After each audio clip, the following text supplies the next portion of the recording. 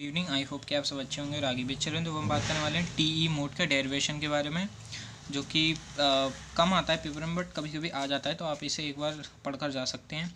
ठीक है, तो बेसिकली हमें पता है कि इलेक्ट्रिक फील्ड होता है transverse along the direction of propagation in TE mode.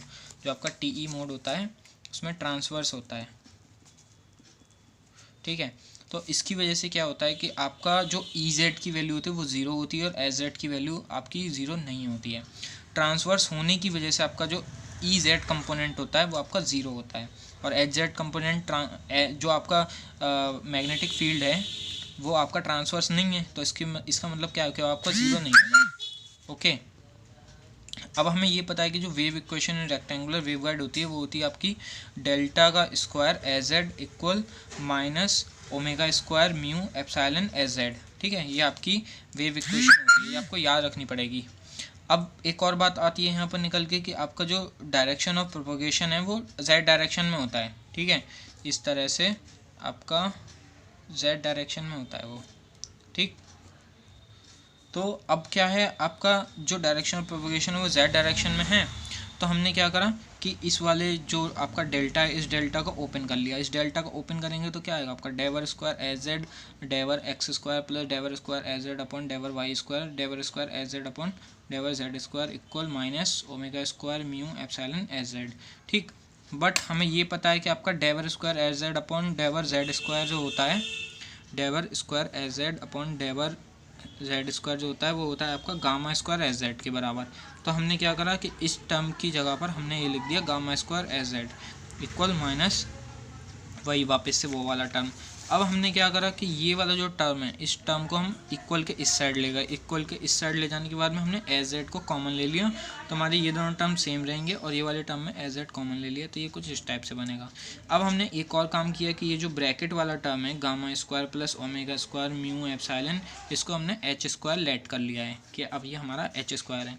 तो ये हो जाएगा हमारा del square E Z upon X square del square H Z upon del Y square plus H square H Z equal zero. इसको हमने equation 1 मान लिया है।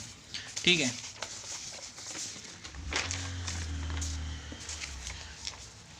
अब हमने एक और काम किया है कि जो आपका एच जेड है, ठीक है, एच जेड को हमने लेट कर लिया है कि वो हमारा एक्स इंटू वाई है। अब एक्स इंटू वाई कर लिया तो जो एक्स है हमारा वो फंक्शन ऑफ एक्स कंपोनेंट है और वाई जो है वो फंक्शन ऑफ वाई कंपोनेंट है। ठीक, तो हमारी जो इक्वेशन बनेगी वो अब हमने क्या करा, डेवर को डी लिखना स्टार्ट कर दिया यहाँ से। तो d square x y upon d x square plus d square x y upon d y square plus H square x y equal zero.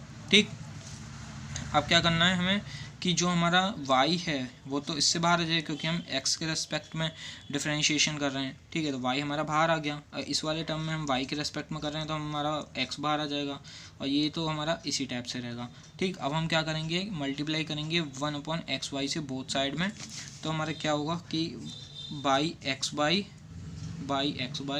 और बाई इसके एक्स बाई, तो एक्स वाई से एक्स वाई कट जाएगा, यहाँ पर x से x कटेगा तो यहाँ वाई बचेगा, यहाँ एक्स बचेगा, तो ये आ गया 1 अपॉन एक्स ये वाला टर्म 1 अपॉन वाई ये वाला term plus H square equal zero.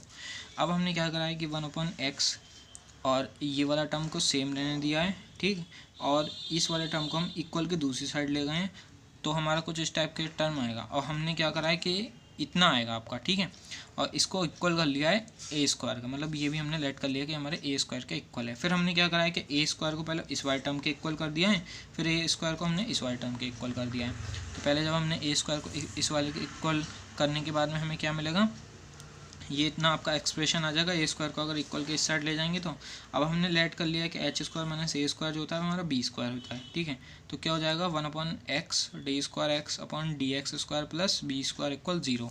ठीक है, अब हमने क्या करा, एक्स से दोनों साइड में मल्टीप्लाई कर दिया तो डी